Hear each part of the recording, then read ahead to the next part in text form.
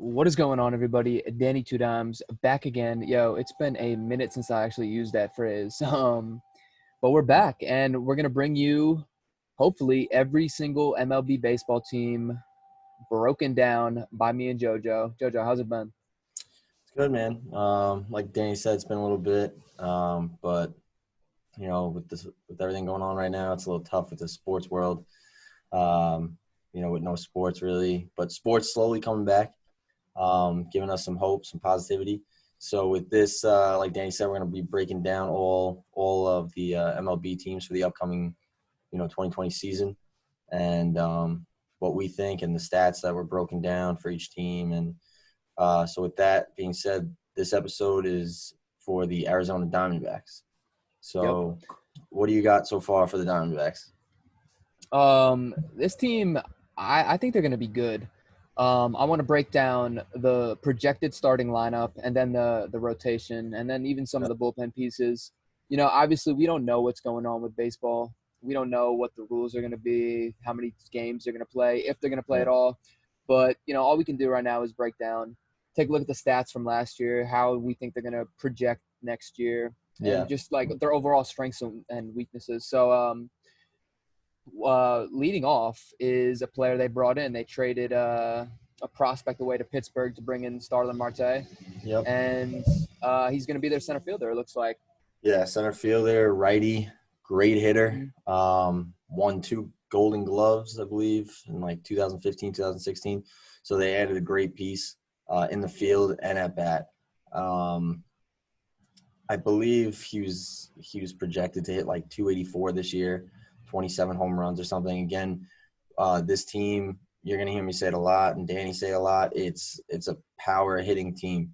We're projecting a lot of long balls with them. We think they're going to crush the ball. And like Danny always says too, playing in Arizona, if they're playing in Arizona a lot with, who knows what the MLB rules are going to be or where everyone's going to play. But, with that air there, the ball's going to fly. I think Starling Marte is a great pickup for them. It was a great trade. They traded away 2 prospects, I believe, for him. So I think they got a good deal in Starling Marte. Yeah, I've been really impressed with Arizona's front office and how they've been making all these trades.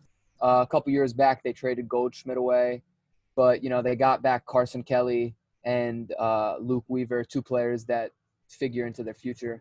The thing about that I want to talk about Starlin Marte, yeah, he is a righty, but he is one of those reverse splits guys where he hits better against right-handed pitching. The power is there against lefties, but it's it's more of a all or nothing approach. He strikes out a lot versus lefties, but he does have good pop versus lefties. Good arm and center. Coming off an ankle injury, his ankle's been bothering him his whole career. Hopefully the surgery fixed it up. Hopefully it strengthened it. I have no idea the details, but that's something you got to monitor as they come back, and you just kind of look with your eyes and see how he's running on the ankle. Just real quick too, we wanted to send our condolences to Marte and his family as well with the passing of Starling Marte's wife. A tragic heart attack, I believe. So our condolences go out to him and the family as well, and hopefully he could just get back to playing some baseball and getting back to what he loves. Yeah, suddenly too. It was tragedy, man. Unreal. So I can't imagine what he's thinking, but he's got a lot to play for this year if they end up playing. Who we got in the second spot there? Then we got Ketel Marte, no relation, but they're both great hitters. Second baseman. Ketel Marte, yeah, exactly. A fantastic second baseman too. He's really great. He had to play a lot of center field last year, but obviously Starling Marte will be manning that role, so he can go back to his more natural position at second base and just focus on hitting. And he had a great season last year for hitting. He really hits all pitches. The only pitch he really struggles against is the changeup, but everything else he dominates. His numbers last year were unreal versus lefties, versus righties. He doesn't strike out a lot. He has a lot of pop. He's just one of the best hitters in baseball. At only 26 years old too, so and we have him as really a just switch. entering the prime. Right, we have him as a switch hitter too. That's always a good thing. That's important. Always helps in the lineup. He sends the ball to the fucking moon as a lefty, though. Like his swing versus right-handed pitching, it is incredible. Go look at Yeah, some of his highlights. He has moonshots. yeah. He's actually projected, I believe, to be like the 15th overall player in the MLB for this upcoming year. So, um, which is another great thing to have in your lineup. I believe they have 2 or 3 guys that are projected top 20 in the whole league in their lineup alone. So with this young team coming up, he's just he's going to be another asset for them in the 2 spot. And like you said, he could hit the ball a ton, and he's great in the Mhm. field. And being back Yeah, to his natural position is it's going to do nothing but make him better and even have a better year. yeah, he's great. In the third So spot, we got Eduardo Escobar, third baseman, switch hitter, another another switch hitter, switch hitter. Yep, which is exactly. another great thing for them.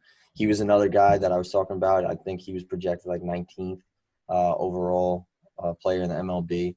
So, another guy that has tons of power.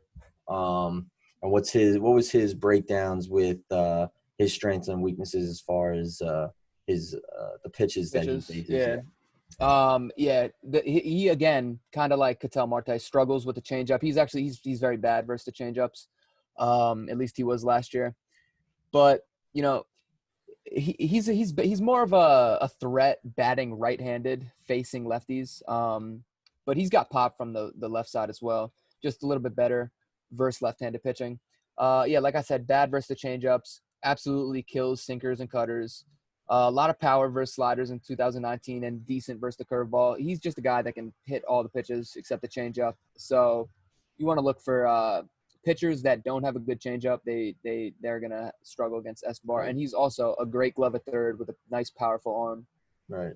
Then we go right into the cleanup spot. We got David Peralta, left Yep. field, lefty. Oh Um, yeah. I mean, David Peralta's been in the league now like about 7 years, I think, 6, 7 years. I think he got drafted in like 2014 or something like that. So I think Yeah. the Diamondbacks being so young, having a guy who's in that 4, in that cleanup spot that's got that experience. He's been in the league for a little bit. He's got his feet wet. He knows what he's doing. So having that experience and that captain role, that leadership for this team, I think does nothing but make them even better with a guy like David Peralta doing it. Yeah. He's a guy that just absolutely crushes right-handers. Him and Cole Calhoun kind of have that similar mold. Both corner outfielders. They just have a lot of power versus right-handed pitching.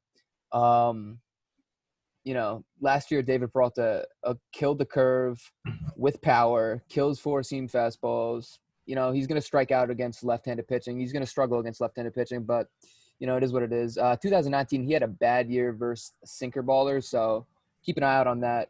See if that trend continues in 2020. If he's bad versus sinker ballers, act accordingly. Right. But we'll see. He's somebody to look out for. He's always been a good fielder too, and left, decent arm, nice accurate arm. Right. I'm really impressed with Arizona's overall defense, and that's only going to help their pitchers no matter where they're playing. So, Yeah, David Peralta, just a quick projection for the future, the yeah, upcoming year. They have him projected at hitting a 277 batting average with 462 slugging percentage and about 20 home runs. One thing about this team from looking up, and we use Fangraphs a lot, but for looking up, projections as far as the future, is this team is out of all the projections that we've seen so far is all these guys in the lineup are projected mostly, 20 homers or more. yeah, So that's what I'm as saying. far as the long ball comes in, I think this is going to be a team that's really going to crush the ball, and they're going to be, pitchers' nightmares. So I think pitchers are really going to have to start doing their homework against this lineup. Yeah, it's funny. I was trying to look up what Ketel Marte's MVP odds were, but I ended up finding the Arizona Diamondbacks, their win percentage, their total win percentage for the next season is only 51.5%. Yeah. I feel like they're going to be a lot better than just like borderline 500. I think there'll be a couple games over 500. Yeah, I mean, this team they were a couple games above 500 Yeah, they last were year. like 85. I think think they had 85 wins. That's like Yeah, a decent 85 amount of wins. wins, and Yeah. I think they got better. Yeah, that's what I mean. So I think that projection's a little off. They were only 4 games out of the wild card last year, so I think they Yeah, definitely get better this yeah, year. I don't see them being just a 50, a 500 yeah. I don't. team or That's what I'm saying. I 51% think they're winning gonna. percentage. I Yeah, definitely see that a little higher. Um, and then who do we got? We we got got the Christian 5 Walker coming spot, up. Christian Yeah, Walker. yep.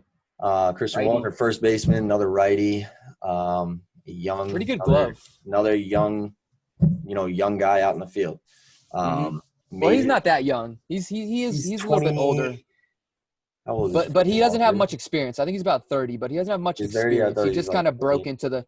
He kind of just broke into the league last year. He's 29, yeah, but not a lot of experience. Okay, which is something that could kind of benefit the hitters, especially early on. Like him and Carson Kelly, I think they're both kind of had their first big league season last year, so the scouting reports weren't that intensive on them yet, but they're going to get probably pitched to a little bit more carefully Right. I this was gonna season. say that, Although, like you said, with yeah, him breaking into the league last year, he had that breakout season where yeah, people are gonna recognize that name now. So hmm, now it's more they're gonna look, they're gonna look at Christian Walker. They're gonna look at and see what he hits well and what he doesn't hit well, and they're gonna give him a little bit more attention for the upcoming year. yeah, they are, That leaves the 6th spot, right into the 6th spot, which was the guy that you mentioned earlier, in yeah, Cole Calhoun, which is hmm, their right fielder. Another lefty, which is good to have in the lineup. They have a lot of mixtures of switch hitters and lefties, which is yeah, they good. do. Um, Cole Calhoun, you said, is, I believe he's another young guy that, right? Nah, well, he's not that young. He's kind of He he's up there, but he is he's another guy that is gonna hit right. right-handers with a lot of power from that left side. A great arm in right field, a good fielder too. He is really bad against changeups and curveballs though. And I wanted to mention about Christian Walker real quick. He's also really bad against changeups and cutters. At least he was last year. He's obviously going to try and make adjustments, but um, Christian Walker is a guy that's got a lot of power versus the curveball, and he doesn't really strike out much against sinker ballers. So that's just something to keep in mind. But as for Cole Calhoun, um, yeah, he's another guy. Just he crushes fastballs, especially from right-handers. That's going to Yeah. be his thing. He's a lot like David Peralta in that regard, I think. Yeah, I think this is going to be a team that's, a fastball hitting team. I think they do have some guys that struggle against the off speed, Mm-hmm. the changeups, the curveballs and stuff like that. But they definitely are a fastball hitting team. Cole Calhoun, as far as the projections, was projected to hit 246 this year, with, again, 22 home runs, 445 slugging percentage. So again, these guys are power hitters, and they, Yeah, they have a tough lineup. 1 through 9, I think, is going to be tough. I don't think, they have Cole at the 6th spot, and exactly. he's still going to be someone that's tough to pitch to. Yep. So, They are going to strike out a lot. This team will strike out a lot, but overall, man, the pop is going to be there, and I think yeah, that's and that's what a all it lot of teams takes. are trying That's to all it do. Yeah, takes. exactly. Send the Teams are ball, okay with strikeouts. Yeah. send the ball, just one swing of the bat, and you Yep. win the game. So, right into the 7th spot, we got Nick Ahmed, Hmm. shortstop, righty. Um, what do you think of him at the 7th spot there? I think he's good. He's a lefty killer, and that's what this team has a lot of guys that hit the righties well. Peralta, Calhoun. That's Well, not always an easy Ahmed's thing to gonna be. find. Somebody who's No, who's exactly. great against It's lefties like important. that. You got to have them because you're gonna face Very lefties. important. And you got to keep the bullpens honest with this whole like like 3 batter minimum rules that they're talking about. I don't know if that's still going to be in effect in the new season. I have no idea, but like that's just something to think about. It's always good to have someone that could keep the left-handed pitching honest, and he can do Yeah, it. for He sure. he doesn't strike out against them. He's got good pop versus him. He's really just a lefty kind of specialist. Yeah. And he plays good defense at shortstop. So, what more can you really ask out of a 7-hole hitter? Yep. Exactly. Uh, the 8th spot, we got Carson Kelly, catcher. Um, we were talking about him a little bit earlier, and we were saying how he's got some pop, and he's a very solid hitter, and especially at the 8th spot, Oh yeah. that's a great thing to have. Not all teams have that great hitters at the bottom of the lineup. And I think Arizona is starting from, 6, 7, 8, to their 9 hitter. They have, they're going to have a great lineup, and anybody could do anything, whether it's hit the long ball or just consistently be solid hitting singles and doubles. And that's going to be tough to pitch to. So that's why I think that, the Diamondbacks are going to do a lot better this year than they did last year. I also think that their record last year didn't really show. I think they were 85 and 77. So I really don't think that showed how good of a team they were. They did lose games. I blame some of that on their pitching. Most of that on their pitching. But I think their lineup is going to be great this year, and it's going to be tough. Yeah, and Carson Kelly he's kind of like Christian Walker in the regard that they both kind of had their first big league seasons last year. So, we don't know how pitchers were pitching him, but he was cranking left-handers. He had a 182 WRC plus against left-handers last year. That is considered excellent. 160 is like excellent. He had a 182. I mean, he just obliterated left-handed pitching. And like you were saying, not a lot of teams have a good hitting catcher, and he's that. He is a good hitting catcher. We got to see how he kind of like controls the staff and how effectively he can like be a catcher. But his offense is there, and we'll see if it's there as pitchers kind of get familiar with them. One thing I wrote about him is he actually had a really good year against changeups in 2019. So most of the Diamondbacks hitters aren't really good against the changeup. He is actually one of them that can hit the changeup pretty well, actually. So that's something. And then that led us right into the 9th spot. And we were talking about this earlier. That 9th spot they actually didn't have up there on Fangraphs or anywhere really, because with the new DH rule, they don't. Nobody really knows what's going to go on with that. So now if everybody gets a DH, especially in the NL, that could be a game changer right there. Two of the guys that we did talk about was Jake Lamb and Kevin Cron as their possible DHs. So just your thoughts about those two. Yeah, Jake Lamb, he's been battling injuries the past couple years. I think it's his quads this time. If his quads are healthy, if he's healthy, he can be an effective hitter against right-handed pitching. He'd make a good DH, I think. Another option they have is Kevin Cron, brother of CJ Cron. He is a right-handed power hitter. Last year in Reno, I think he had like 40-something home runs in Reno. So the air's thin up there, but still, I mean, he's got pop. 40-something home runs. 40-something home runs. The pop's there. He's obviously look at his brother. His brother can hit too. So I mean, yeah, exactly. They got options as their DH, and I think the universal DH would absolutely benefit them as they can get one of those two guys into the lineup. And overall, that was basically their lineup 1 through 9, and it's like overall, like they got like I said before, they have a tough lineup. That the pitchers are gonna have their work out for them. They don't have that 1, 2, 3 guys in the lineup that might be a little bit of a weak spot. No, they lineup. don't. They don't really have that. So I definitely see them doing better than last year. I could definitely see them winning more than 85 games. I mean, depending on what the season is, I don't know if it's going to be. That's why I went over their winning 82 percentage games or whatever it is, but I definitely think the winning percentage is going to be well over 51%.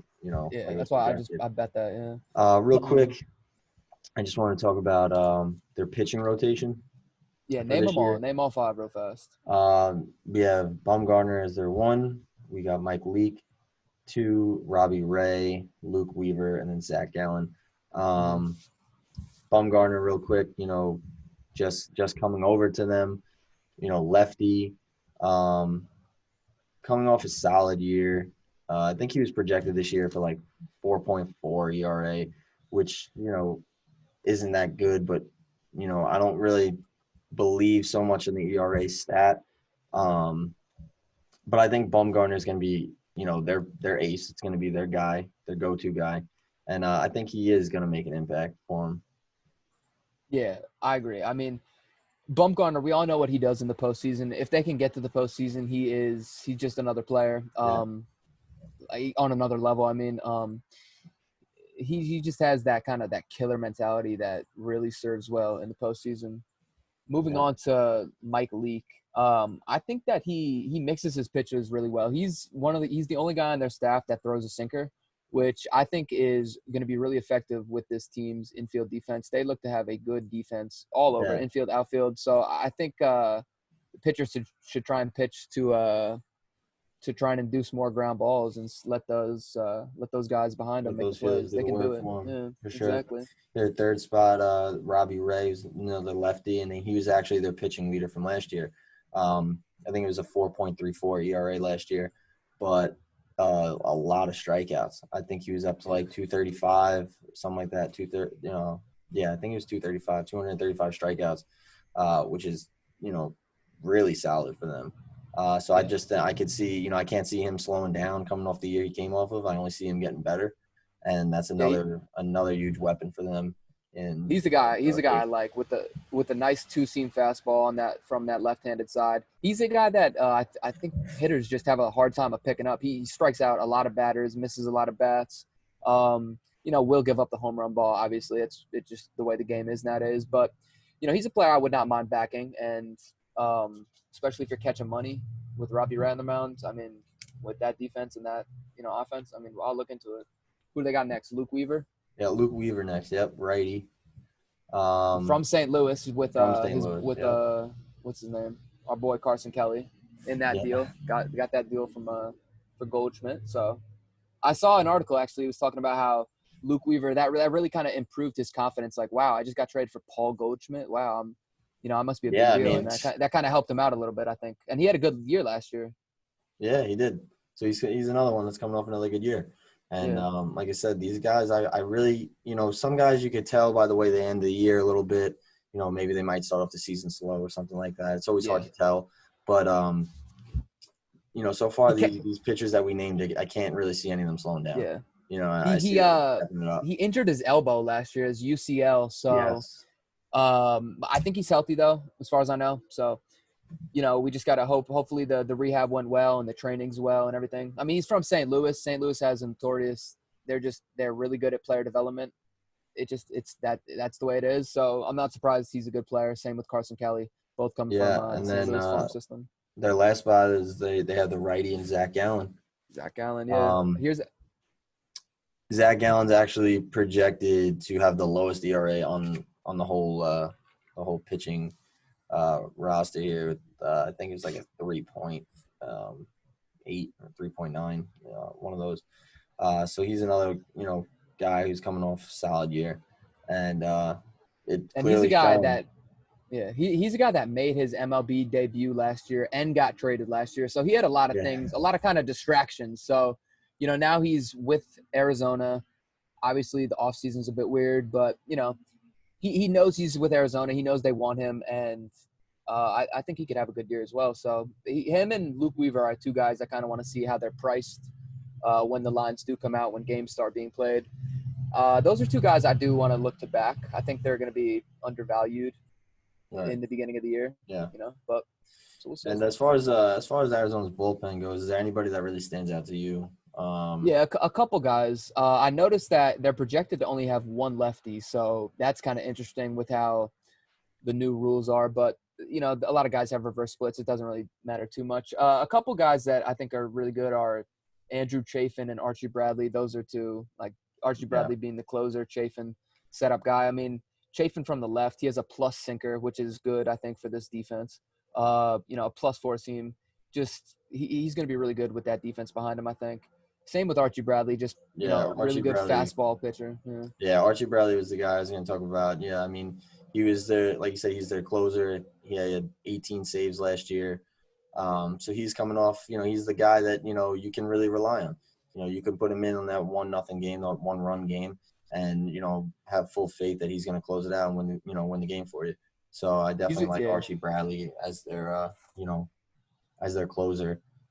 He's a competitor too, which I really like. I like that mentality, especially as a closer. Like, you got to be a competitor out there. I mean, and he really does. He has. So overall, I mean, I think this team definitely gets better from last year. I can see them being a wild card team. I can see them making playoffs, depending on what the rules are going to be this year regarding the playoffs. but I could see them. I don't know if I could see them winning the division just yet with the Dodgers. Being up top. Yeah, it's going to be tough to But do. that's a tough task. But the last time they won a World Series was 2001. Like I said, I could see them making playoffs and being a little, more competitive this year during the regular season. I don't think I could see them, contending for a World Series just yet. Um, You I never don't think know. you never know. It's baseball. You never know with But, Bumgarner, man. He really could take it over for real. but I think, this is still a team that's up and coming and with their young talent. And, if they stay hungry like they have, they are, then this is a team that they definitely have to watch out for. Yeah. What I'll say about this team is I'm going to be backing them, I think. I got to see how they do, obviously, but I think they're going to be a team I want to back, especially against like sinker ballers, fastball Yeah. pitchers, those kind of pitchers. They're going to be able to hit the ball. They hit lefties, they hit righties. The offense is going to be there. All their guys have pop. The defense behind them is good. The pitching staff is decent. They got some young guys, good, decent pen. Yeah, they're a team I'm excited to back. I just took their win percentage over 51.5% for a unit position. Yeah, they're going to be good. I'm excited. I'm glad we're doing this. Next, we're going to do the Atlanta Braves. We're going in alphabetical order here. Just the NL first, Yeah. Arizona, Atlanta, etc. Yeah, I had fun doing this. What about you, man? Yeah, so like Danny said, like this is our second episode, and this is just all about the Diamondbacks, a little breakdown, what we think, and some projections and some futures for you guys to hear. Next episode 3, is gonna be on the Atlanta Braves, so I'm excited definitely to start diving into that and looking and seeing what we can find for the Braves for the upcoming episode. And other than that, guys, just wanted to say stay safe with everything going on, and we appreciate you guys listening, and we'll be back probably most likely next week with episode 3 on the Atlanta Braves. So just stay tuned for that, guys. Thanks.